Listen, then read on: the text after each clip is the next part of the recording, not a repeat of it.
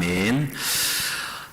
우리에게 주신 하나님의 말씀은 요한복음 6장 41절로 48절까지의 말씀입니다. 요한복음 6장 41절로 48절입니다. 우리 한 절씩 교독하고 마지막 절 함께 읽겠습니다. 제가 먼저 41절 봉독하겠습니다. 자기가 하늘에서 내려온 떡이라 하심으로 유대인들이 예수에 대하여 수군거려 이르되 이는 요셉의 아들 예수가 아니냐. 그 부모를 우리가 아는데 자기가 지금 어찌하여 하늘에서 내려왔다 하느냐. 예수께서 대답하여 이르시되 너희는 서로 수군거리지 말라.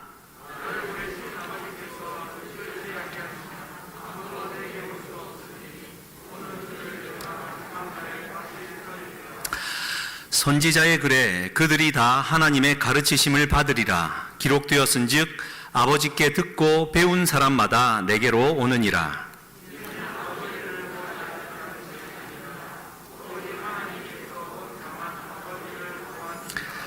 진실로 진실로 너희에게 이르노니 믿는 자는 영생을 가졌나니 내가 곧 생명의 떡이니라. 아멘.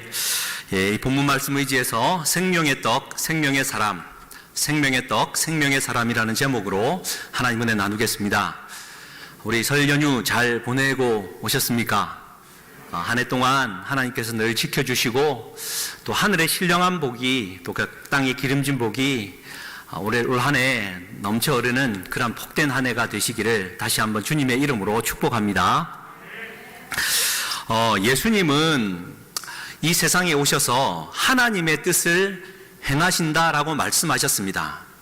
예수님이 말씀하신 하나님의 뜻이라고 하는 것은 오늘 우리가 41절부터 읽었지만 지난번에 살폈던 39절과 40절 말씀에 두 번에 걸쳐 반복해서 우리에게 알려줍니다.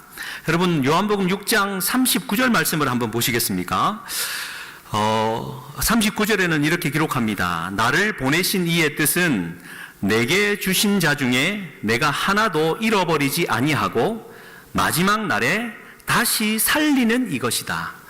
그러니까 하나님 아버지의 뜻은 마지막에 다시 살리는 것이다 라고 말을 합니다. 이 이야기를 다시 한번 40절 말씀에 반복을 하는데요. 40절은 이렇습니다. 내 아버지의 뜻은 아들을 보고 믿는 자마다 영생을 얻는 이것이니 마지막 날에 내가 이를 다시 살리리라 하시니라. 그러니까 아버지의 뜻은 다시 살리는 것입니다. 할렐루야. 다시 살리는 것이 하나님 아버지의 뜻이고 예수님은 이를 위해 세상에 오셨다라고 지금 말씀하고 계십니다. 그런데 이 말을 오늘 읽었던 본문 44절에 의하면 또 한 번 반복합니다. 44절 보시겠습니까? 나를 보내신 아버지께서 이끌지 아니하시면 아무도 내게 올 수 없으니 오는 그를 내가 마지막 날에 다시 살리리라. 예수님께서 세 번에 걸쳐서 내가 다시 살리리라 라고 말씀하신다라는 말은 그만큼 강조하고 또 핵심적인 내용이다라는 뜻입니다. 하나님이 세상을 이처럼 사랑하셔서 독생자를 주신 이유가 무엇입니까? 우리로 하여금 그를 믿는 자마다 영생을 얻게 하기 위함이다라고 성경은 말씀합니다. 그러면 여러분 오늘 말씀 아까 읽었던 40절 말씀을 다시 한번 보시겠습니까? 6장 40절에 이렇게 말합니다. 내 아버지의 뜻은 아들을 보고 믿는 자마다 영생을 얻는 이것인데 마지막 날에 내가 이를 다시 살리리라. 그러니까 영생을 얻는다라는 이 말의 다른 의미는 다시 살린다라는 말입니다. 우리가 영생을 얻었다라는 말은 오늘 내가 호흡하고 살아있는 이 생명 위에 훨씬 더 가치 있는 영적인 생명이 덧입혀진다라는 이야기가 아니라 죽었던 우리의 생명을 다시 살린다라는 말이 영생을 얻었다라는 말입니다. 여러분 우리는 죽었다가 다시 살아나야 하나님의 생명인 영원한 생명을 얻는 자가 된다라는 것입니다. 할렐루야. 그래서 예수님은 우리를 살리시는 생명의 구주입니다. 생명의 구주 되신 예수 그리스도를 믿는 자라고 하면 생명을 살리는 예수님처럼 우리도 생명을 살리는 생명의 사람이 되어야 된다는 뜻입니다. 그러면 사랑하는 성도님들, 한 가지 질문할 수 있을 것 같습니다. 사랑하는 성도님들은 사람의 생명을 살리는 생명의 사람입니까? 죽음을 부르는 죽음의 사람입니까? 이게 무슨 말인지 잘 이해가 안 되시겠지만 상당히 중요하고 또 오늘 말씀을 통해 다시 한번 또 질문을 드릴 내용이지만 이 새해 벽두부터 나는 사람을 한 번도 죽여본 적이 없고 살인해 본 적이 없는 사람인데 이 신년 잘 연휴 보내고 첫 수요 예배에 당신 죽음의 사람이냐 무슨 그런 질문을 하십니까? 라고 생각이 드시겠지만 사랑하는 성도님들, 정녕 여러분들은 사람을 살리는 생명의 사람입니까? 죽음을 부르는 죽음의 사람입니까? 지금으로부터 5년 반이 흘렀던 2016년 7월 31일 주일 오후 5시 16분쯤이었습니다. 대청공원 저 위쪽에서 한 외제 승용차가 시속 100km 이상을 광란에 질주를 합니다. 두 교차로를 그냥 넘나들고 해운대 문화회관 앞 사거리에 길 건너던 사람을 치면서 7중 수돌 사고를 냈고 3사람이 죽고 23명이 부상을 입는 사고가 있었습니다. 기억하시는지요? 얄궂게도 그 사고로 잠깐 해운대를 방문했던 어머니와 고등학교 1학년 아들이 생명을 잃습니다. 또 정말 안타깝게도 또 그런 사고에서는 중학교 2학년 학생이 목숨을 잃었는데 부모들이 다 지병이 있어 기초생활 수급을 하고 씩씩하게 살던 아이가 현장에서 사망하였습니다. 이 사고는 그렇습니다. 원래 뇌전증, 그때 사고를 낸 사람은 53세의 한 남성이었는데 뇌전증, 곧 간질을 앓고 있었답니다. 그 이전에도 이 간질 때문에 교통사고를 여러 번 냈던 사람입니다. 결국 이 사건은 이렇게 흘러가다가 결국 4년 금고형으로 이 사건이 일단락되었는데요. 문제는 이겁니다. 사랑하는 성도님들, 뇌전증을 앓고 있고 간질을 앓고 있는 사람이 그것을 속이고 자기의 운전면허를 갱신하여 버젓이 운전을 하고 다녔다라는 사실입니다. 자기가 운전하고 있으면 운전대 위 도로 위에서는 사람을 죽일 수 있을 만한 위험을 안고 있는 사람임에도 불구하고 스스로를 속이고 자기의 유익을 위해 버젓이 운전을 하고 다니다가 그 사고를 내었습니다. 물론 사고의 결말은 뇌전증으로 그 사고를 낸 게 아니고 의도적으로 내었다라고 결론이 났습니다. 제가 다른 얘기를 드리고 싶은 이야기가 아니라 사랑하는 성도님들, 나는 한 번도 사람을 죽여본 적은 없다라고 자유하며 살아가지만 나 스스로도 속이고 사람을 충분히 죽일 만한 위험의 요소를 안고 있음에도 불구하고 나는 버젓이 그렇게 차 운행을 하며 다니는 그러한 사람은 아닌지요. 다른 분에게 질문 드리는 것이 아니라 예수 그리스도를 구주로 모시고 믿음으로 살고 생명의 구주 되신 예수 그리스도를 믿고 생명의 사람으로 살아가는 사람은 과연 어떠한 결단을 하며 우리가 살아가야 되는지 질문 드리는 겁니다. 여러분 또 아시죠? 2018년도 9월 25일 날에는 미포 오거리 앞에서 우리 교회를 또 출석했었던 윤창호 군이 음주 사고로 목숨을 잃었습니다. 윤창호 법이라고 음주운전을 그렇게 단속하고 입법했지만 여러분 이 연휴 기간에 또 들려오는 소식은 음주로 인한 수많은 교통사고 소식입니다. 사랑하는 성도님들, 세상은 이러합니다. 우리는 과연 어떠한 마음으로 살아가야 합니까? 여러분 또 오늘 정말 9시 뉴스 같습니다. 한 대도시에 39층 주상복합 건물이 무너져 난리입니다. 6명이 실종했는데 3사람 시신은 수습했지만 3사람은 찾지 못한 상황입니다. 건물이 무너지는 이유가 여러 가지가 있지만 어느 한 기사의 인상적인 이 결론은 이렇습니다. 건물이 무너질 수 있는 물리적인 이유는 여러 가지가 있지만 그 원인은 단 하나, 돈입니다. 그리고 이것이 건물이 무너지는 진짜 이유인 부패입니다. 이유는 겨울철에 각 층마다 시멘트가 단단하게 붙는 시간이 길어지죠. 그러면 정당한 공법을 위해서 기다리고 정해진 약속이 늦어지더라도 그냥 지켜가야죠. 돈 때문에, 이 부패한 탐욕 때문에 건물은 결국 부실하게 올라갔고, 그 돈 때문에 부실한 자재를 썼고, 그 돈 때문에 그렇게 건물은 순식간에 올라갈 수 있었지만 또 한순간에 무너져 내린 것 아닙니까?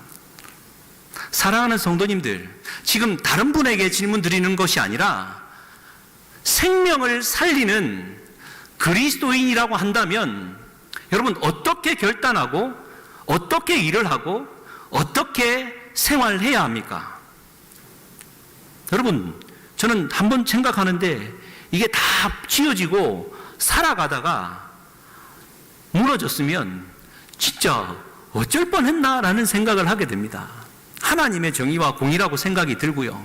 사랑하는 성도님들, 우리가 일확천금을 노리고 수많은 탐욕과 부패 가운데 살아가다가는 여러분, 말은 좋은 생명의 사람이라고 신앙생활하고 있지만 실제로는 죽음을 부르는 죽음의 사람이 될 수도 있다라는 사실입니다. 여러분, 또 한 가지만 더 말씀드리겠습니다. 3주 전에 백은만 선교사님이 오셔서 바울의 2차 선교여행, 마게도냐 지방, 빌립보, 또 데살로니가, 고린도 막 이렇게 얘기해 주셨죠. 그 위쪽 지방이 동유럽인데 옛날 공산주의로 있던 유고슬라비아가 이제 소련과 함께 무너지면서 다른 민족들로 분리됩니다. 여러분, 그때가 1992년도부터 2000년 사이입니다. 지금으로부터 불과 20여 년 전에 일어났던 일입니다. 무슨 일이 일어났는지를 여러분 언론을 통해 잘 듣지 못하셨죠. 실제로 말할 수 없는 참혹함이 있었는데요. 어저께까지만 해도 이웃처럼 잘 지내던 이웃이 종교와 이념이 다르다는 이유 하나만으로 무참히 사람을 죽이는데, 한 도시는 8,500명, 아이부터 어른까지 여자들에 대해서는 집단 강간이 이루어지고요. 그냥 죽여도 사람을 죽이는 게 아니라 개, 돼지를 죽이는 마음으로 사람을 무참히 죽여버린 한 마을에 무려 8,500명을 한순간에 집단 사살한 2차 세계대전 이후에 끔찍한 대량 학살로 기록되고 있습니다. 단적인 예가 그렇고요. 그 동유럽이 그러합니다. 백은반 선교사님 말에 그들에게 어둠의 그림자가 드리워진 그 도시 가운데 마음이 무거웠다라는 말이 참 가슴에 와 닿았습니다. 사랑하는 성도님들, 인간은 결국 가만히 두면 죽음의 사람으로 죽음의 그림자가 드리워진 채 살아갈 수밖에 없습니다. 우리의 부주의함, 부패, 돈, 그리고 탐욕, 그리고 우리의 이념, 죽음의 그림자가 드리워진 채 살아가고 있는 우리를 보게 되어집니다. 우리 예수님은 우리에게 말씀하셨죠. 10계명 중에 살인하지 말라라는 말씀을 드시면서 우리에게 이렇게까지 말씀하십니다. 형제에 대하여 노를 바라는 자는 공의 심판을 받을 것이고, 형제에 대하여 욕을 하면 공회에 잡혀가게 되고, 형제에 대하여 미련한 놈이라고 말을 하면 여러분 지옥불에 들어간다라고 말합니다. 사랑하는 성도님들, 예수님의 말씀입니다. 그러면 성도님들께 다시 질문 드리겠습니다. 여러분들은 사람을 살리는 생명의 사람 그리스도인이십니까? 사람을 죽이는 죽음의 그림자 속에 있는 사람입니까? 그래도 자신 있으시면 할렐루야인데요. 이 정도 얘기하면 양심의 가책을 느낄까 한번 생각하는데, 여러분, 제가 이렇게 말씀을 드리는 이유는, 여러분, 우리는 생명의 떡으로 오셔서 죽었던 우리를 다시 살리시는 예수님을 믿고 따라가는 그리스도인 아니겠습니까? 그러면 우리의 마음, 우리의 생각, 우리의 언어, 사람을 살리는 방향으로 우리는 가야 합니다. 그게 예수님을 믿고 따라가는, 하나님의 뜻을 함께 이루어가는, 예수님을 주로 모시고 살아가는 그리스도인의 삶의 방향인 것입니다. 다시 한번 새해를 출발하면서 우리를 좀 되돌아보았으면 좋겠습니다. 예수님의 그 무거운 말씀, 우리의 입술의 언어에 여러분 뭐가 담겨 있습니까? 나도 모른 채 부주의한 채 정말 생명을 잃게 만들 만한 위험의 요소를 갖고 살아가지는 않습니까? 우리는 스스로를 잘 돌아보면서 살리는 일, 살리려 오신 예수님을 믿고 따라가는 저와 우리가 되어야 될 줄 믿습니다. 그러면 어떻게 하면 사람을 살리는 생명의 사람이 될 수 있습니까? 라는 질문에 오늘 본문이 좋은 답을 주고 있습니다. 오늘 본문을 좀 살펴나가면서 그 답을 좀 찾아보았으면 좋겠습니다. 41절 본문 말씀을 한번 보시겠습니까? 자기가 하늘에서 내려온 떡이라 하심으로 유대인들이 예수에 대하여 수군거리기 시작합니다. 예수님이 하늘에서 내려온 생명의 떡이라고 말을 하니 알아들을 수도 없고 이해도 되지 않지요. 왜냐하면 42절에 이는 요셉의 아들 예수가 아니냐, 그 부모를 우리가 아는데 자기가 지금 어찌하여 하늘에서 내려왔다 하느냐. 여러분, 자기 고향 사람 중에 있던 예수가, 아니 아버지 요셉, 어머니 마리아, 그의 형제들도 우리가 버젓이 알고 어릴 적부터 커온 모습을 다 지켜봐왔는데 지가 뭐 용가리 통뼈라고 하늘에서 내려온 생명의 떡이다, 이해를 할 수 없는 것입니다. 여러분, 잊지 마십시오. 예수 그리스도가 하늘로부터 주어진 하나님의 아들이다라는 사실은 여러분 아무나 믿어지는 사실이 아닙니다. 육신에 사로잡힌 자는, 예수님은 그냥 저 유대 땅에 가난하게 살았지만 훌륭했던 한 선생 중에 한 사람 정도로밖에 이해되지 않습니다. 어떻게 육신을 입고 우리와 똑같은 삶을 살았던 그가 하나님의 아들일 수 있습니까? 그런데 여러분, 요한복음은 이렇게 출발하지요. 태초에 말씀이 계셨습니다.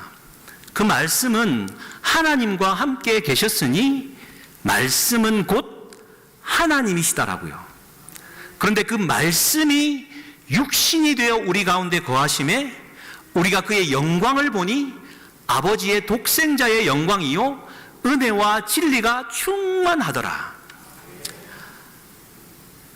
예수님은 하나님의 아들로서 이 세상에 오셨고 동정녀 곧 성령으로 잉태되어 우리를 대속할 만한 거룩한 어린 양으로 이 세상에 오신 분이시다라고 요한복음은 출발하지 않습니까?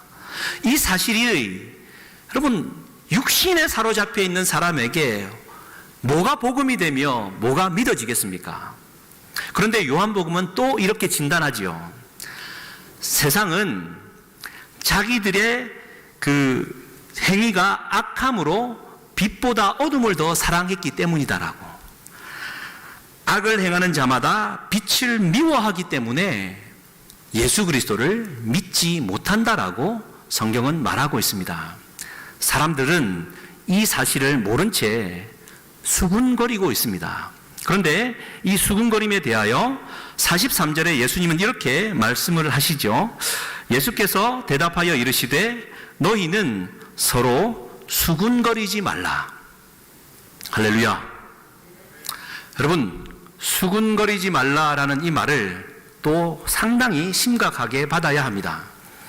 생명의 사람 그리스도인은 수군수군거리는 자리에 가지 말아야 된다라는 이 사실은 더 이상 강조 안 해도 지나치지 않습니다.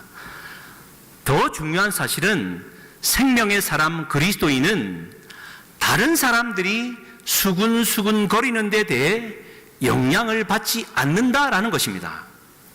예수님이 지금 우리에게 보여주는 사실입니다.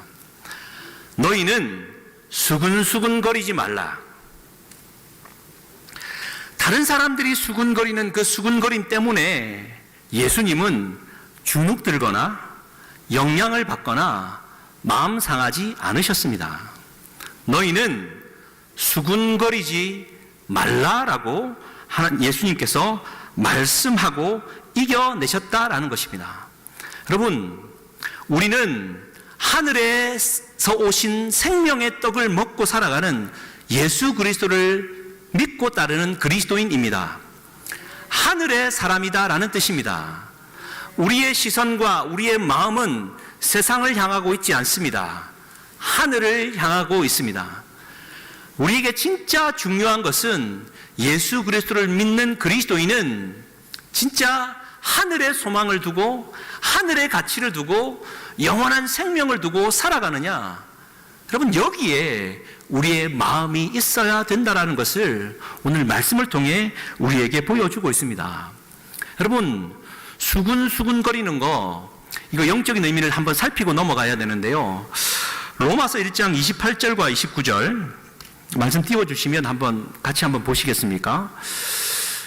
그들이 마음에 하나님 두기를 싫어하며 하나님께서 그들을 그 상실한 마음대로 내버려두사 합당하지 못한 일을 하게 하십니다. 여러분, 마음 안에 하나님을 두기 싫어하면 하나님이 내버려 두시고, 그러면 우리 마음 안에 죄악이, 이런 죄악들이 나타나는데 29절 같이 한번 읽겠습니다. 곧 모든 불의, 추악, 탐욕, 악의가 가득한 자요, 시기, 살인, 분쟁, 사기, 악독이 가득한 자요, 수군수군하는 자요. 말씀 좀 띄워주십시오.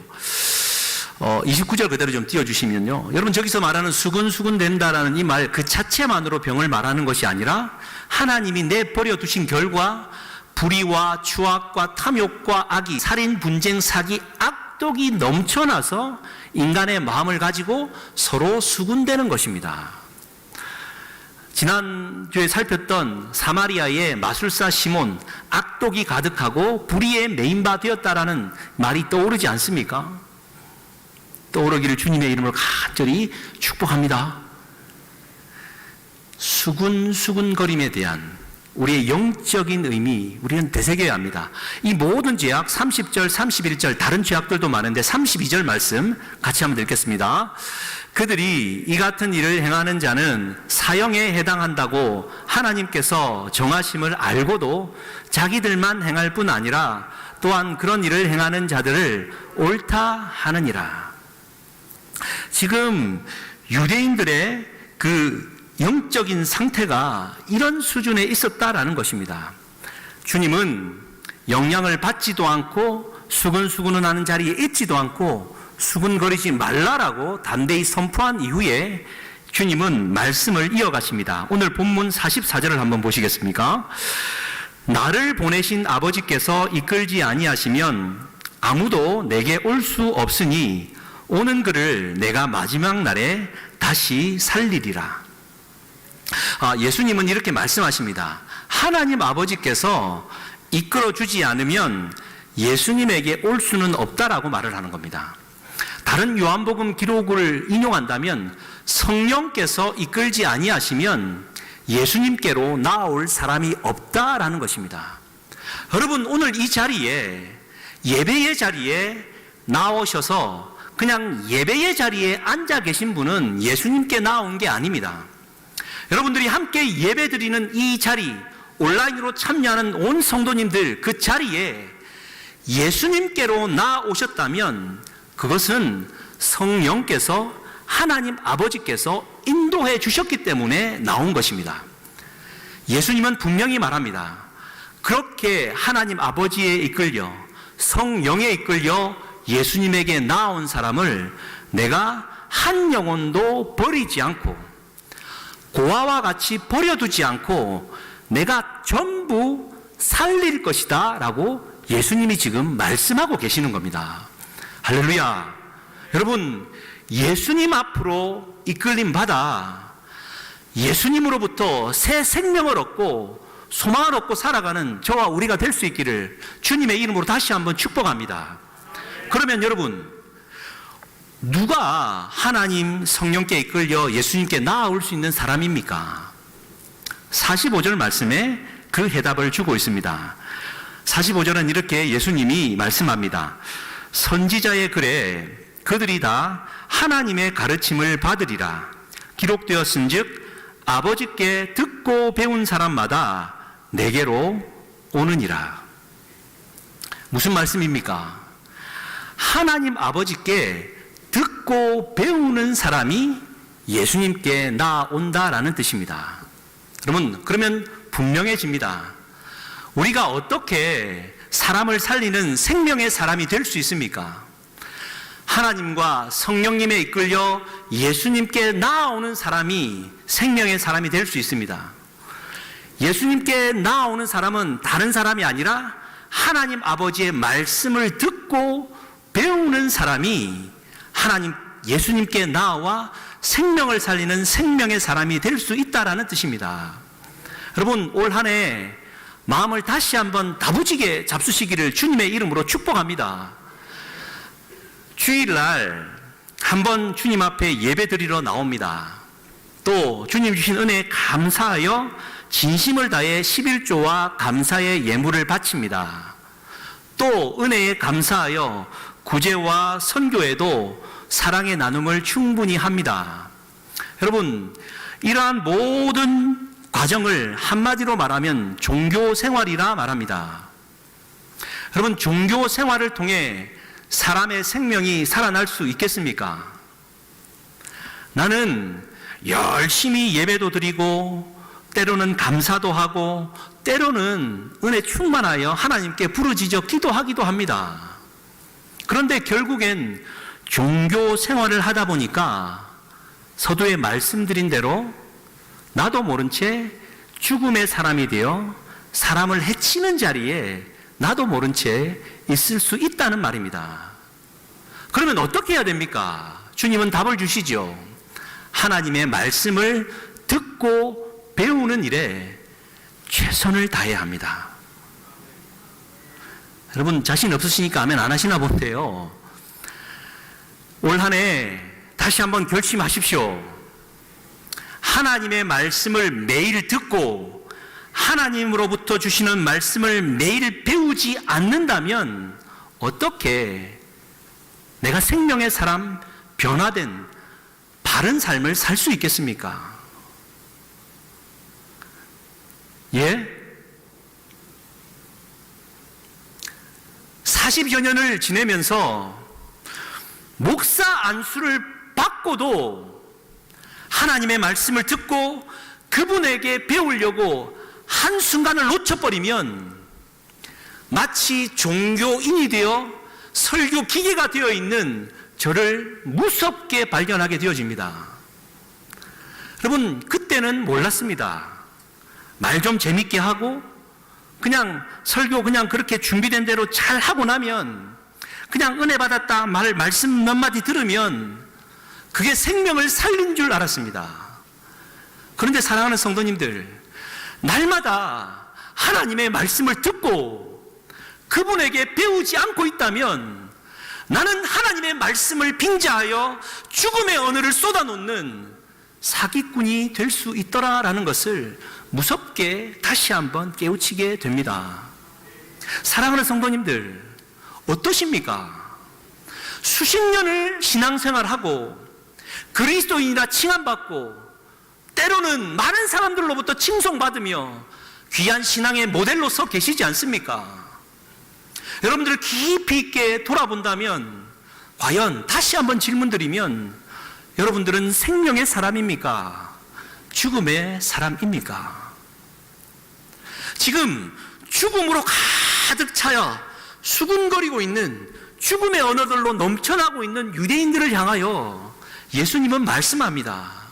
하나님 아버지께 이끌리는 자, 성령에 이끌려 나에게 나아오는 자, 그는 다른 사람이 아니라 날마다 그의 말씀을 듣고 그분에게 배우는 자다라는 것을 우리에게 가르쳐 주고 계십니다.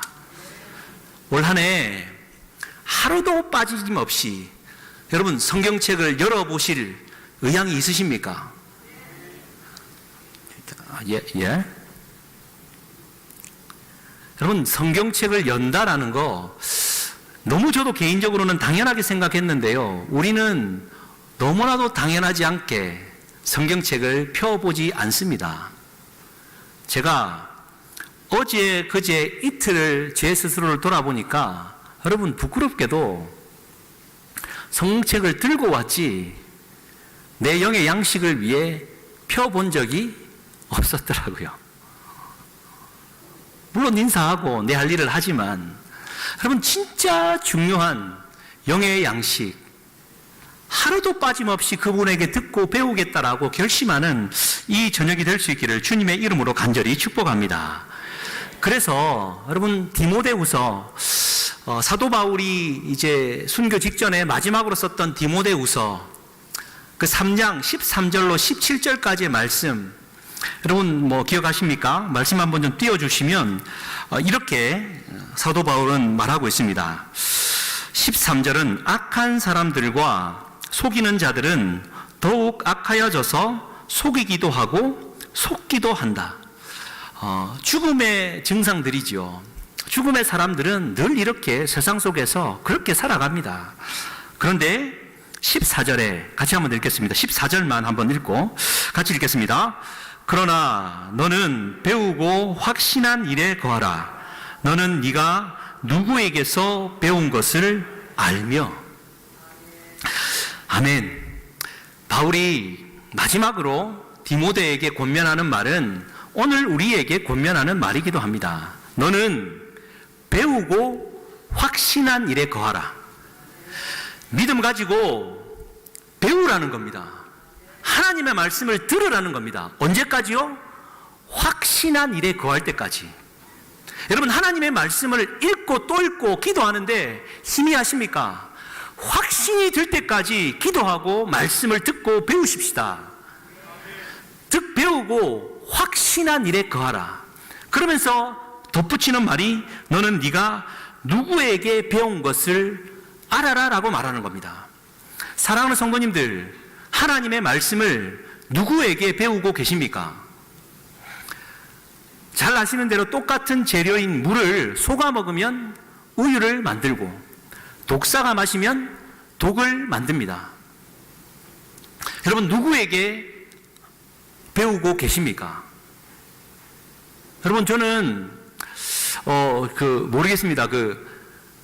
고등학교 때 있었던 교회 동료 여학생 친구가인데 대우 실업 주경 야동하던 친구인데 부산 와서 연락이 돼서 연락을 종종 하고 있었는데 작년에 저에게 커밍아웃을 합니다. 자기 남편이 고신대를 나온 전도사였는데 전도사가 신천지에 가서 성경을 배우더니 거기에 전도사가 되어 있고 자기도 성경 말씀 배우는 게 너무 좋아서 10년 전에 거기 가 있었다라고. 그래서 저에게 이번에 지금 요한계시록 강의가 쭉 진행되고 있나 봅니다. 저에게 초청 메시지를 보내서 매주마다 보냅니다. 잘 듣고 있냐고 확인까지 합니다. 어느 날 신천지 청년들이 우리 교회 사무실에 와서 이렇게 전단지를 놔주는 모습을 보고 그때는 몰랐는데 아마도 저는 해운대 순복음교회 유진성 목사가 신천지 교회의 전도 대상자로 올라 있는 것 같습니다. 기도 부탁해 주십시오. 기도 부탁드립니다. 여러분, 신천지를 예를 들지만, 여러분, 누구에게서 하나님의 말씀을 배우고 계십니까?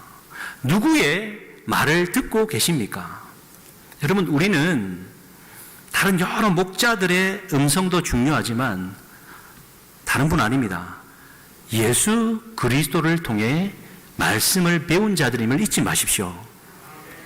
여러분, 예수 그리스도는 어떤 분이십니까? 탈무드 이야기가 생각납니다. 한 예루살렘에 아주 착한 농부 가정이 있었습니다. 개 한 마리를 키웠는데 어진 개였습니다. 어느 날 농부 식구들이 일을 하러 다 나갔는데 개가 집을 지키고 있는데 늦지막한 오후에 독사가 한 마리 기어 들어옵니다. 독사가 오더니 그 유대인들은 보통 우유를 항아리에 담아놓고 그렇게 이제 먹는데 독사가 항아리 속으로 들어가더랍니다. 막 짖었지만 어떻게 할 수 없었지요, 개가. 독사가 이렇게 우유 속을 막 휘젓고 나와서 유유히 빠져나가니까 그 우유는 독극물이 되어 있다는 사실을 개만 알고 있었습니다. 농부 가족들이 다 돌아와서 일을 마치고 목이 마르니까 이제 뭐 이렇게 들어오는데 개가 계속 짖더랍니다. 근데 개가 개 왜 이렇게 계속 짖나? 뭐 모르죠. 개 소리를 어떻게 인간이 알아듣겠습니까? 그런데 어느 순간 주인이 가서 우유를 먹으려고 하니까 개가 또 짖고 심지어 입으로 가져가려니까 개가 어쩔 수 없이 달려들어갖고 주인의 손을 치면서 우유를 엎질러 버렸습니다. 주인이 너무나도 분노해서 개를 어떻게 하려는 찰나에 개는 엎질러진 우유를 혀로 핥아 먹습니다. 그리고는 곧 몸을 부르르 떨면서 숨을 멎어 죽게 되었다라는 겁니다. 그렇게 주인은 이게 독이 들어있었기 때문에 개가 짖었구나 충견으로 이해했다. 탈무드의 이야기입니다. 사랑하는 성도님들, 우리 예수님은 우리에게 어떻게 말씀을 가르쳐 주신 분입니까? 아무리 가르치고 아무리 비유로 말하고 아무리 얘기를 해줘도 속에 악독만 가득 차 있고 불의에 매여 있어서 수군수군대면서 여러 가지 죄악들로 가득 차 있는 인간을 향해 아무리 외쳐도 알아듣지 못하기에 결국 그 독을 스스로가 머금고 죽음으로 말미암아 이 세상이 그렇다. 너희들의 결말은 이럴 수밖에 없다. 내가 죽어 이미 말해줌으로 우리의 구원을 이루신 주님 아니십니까? 여러분은 누구에게서 배운 사람입니까? 예수 그리스도에게 배운 자입니다.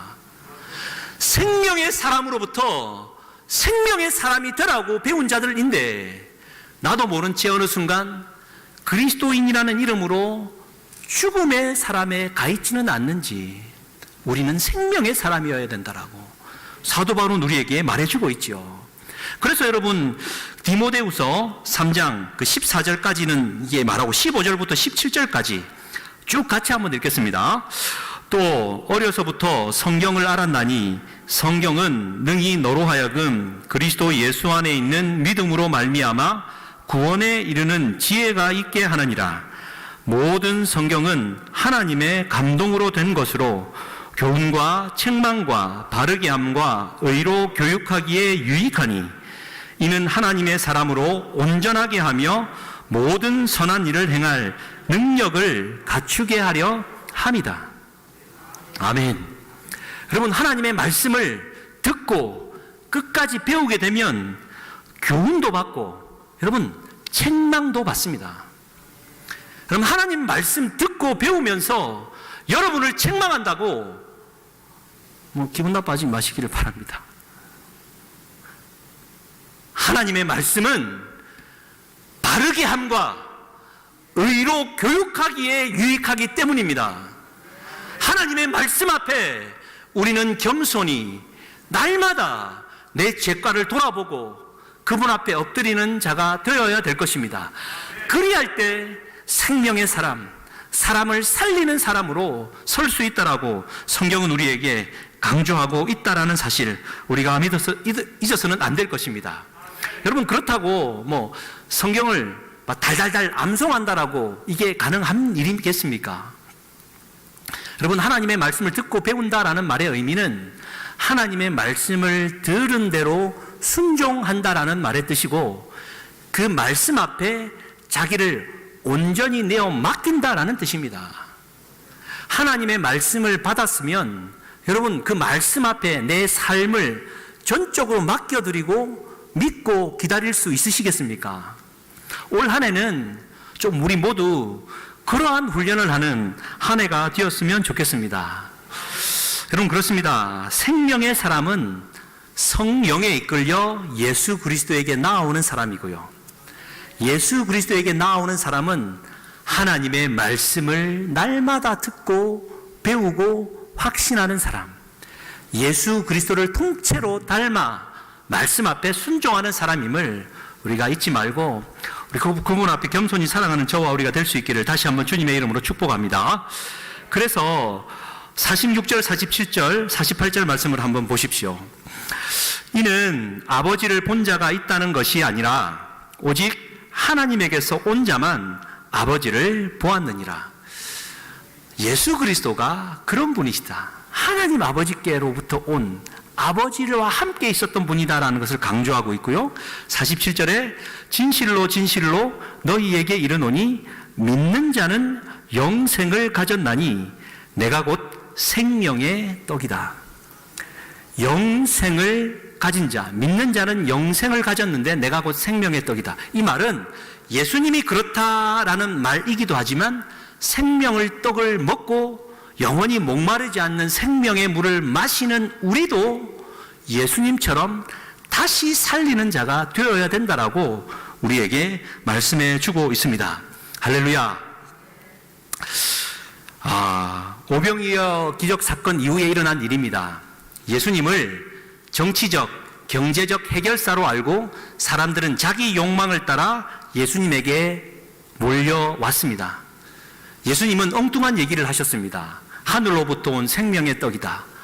무슨 말도 안 되는 얘기냐.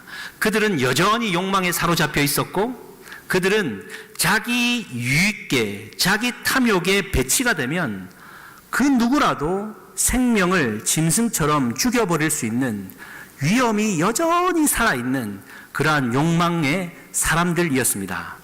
그 사람들을 두고 예수님은 전혀 주눅들지 아니하시고 하늘의 생명의 양식을 말씀하시면서 너희는 죽이는 자가 아니라 생명의 사람으로 살아가야 된다.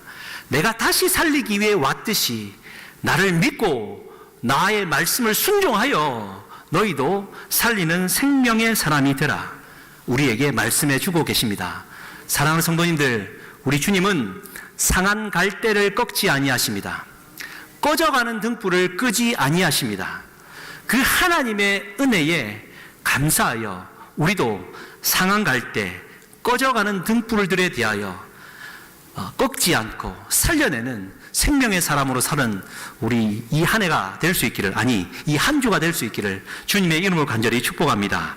우리 마지막으로 우리 이 찬양 한번 고백했으면 좋겠습니다. 세상의 유혹 시험이 내게 몰려올 때도 내 힘은 아니지만 주를 찬양하며 하나님께 모든 걸 맡겨드리고 전쟁은 하나님께 속한 것임을 알고 우리 기도함으로 승리하겠습니다. 함께 한번 고백했으면 좋겠습니다.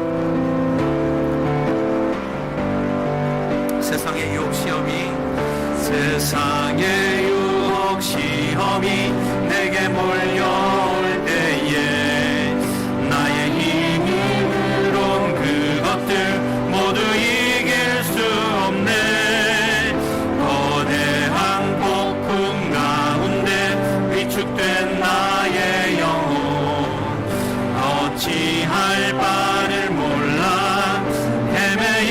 2절입니다. 거짓과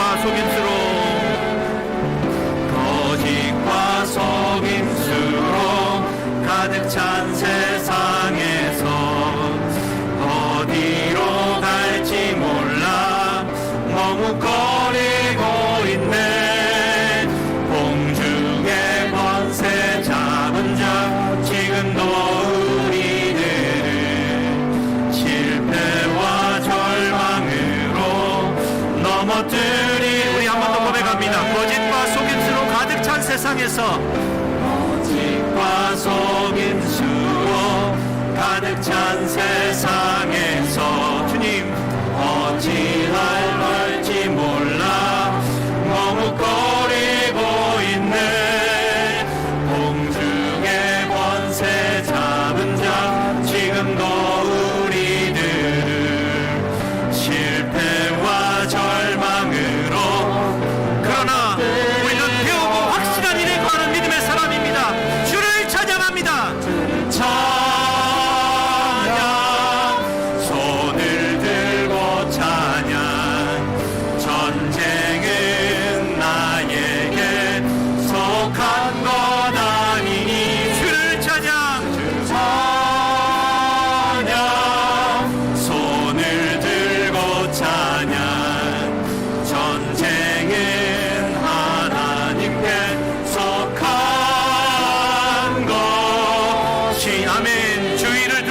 자는 아무도 없는 것 같지만 믿음의 눈을 들면 보이는 그분, 생명의 주가 되신 예수 그리스도가 계십니다.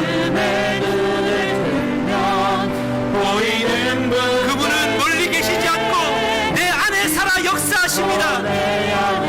주님, 생명의 사람이 되겠습니다. 어둠의 권세 물리치신 예 아멘. 주를 찬양합니다. 주를 찬양,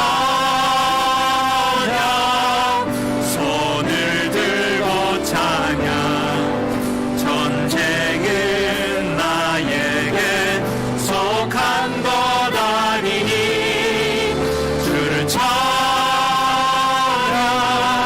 손을 들고 찬양. 전쟁은 하나님께 속한 것. 마지막으로 고백합니다. 주를 찬양, 손을 들고 주를 찬양합니다. 주를 찬양, 손을 들고 찬양. 전쟁은 나에게 속한 것. 아멘. 주를 찬양합니다. 손을 들고 찬양. 전쟁은 하나님께 속한. 우리 결단하며 기도하십시다. 생명의 사람이 되겠습니다. 주여 한번 부르고 기도합니다. 주여, 하나님 아버지여 감사합니다.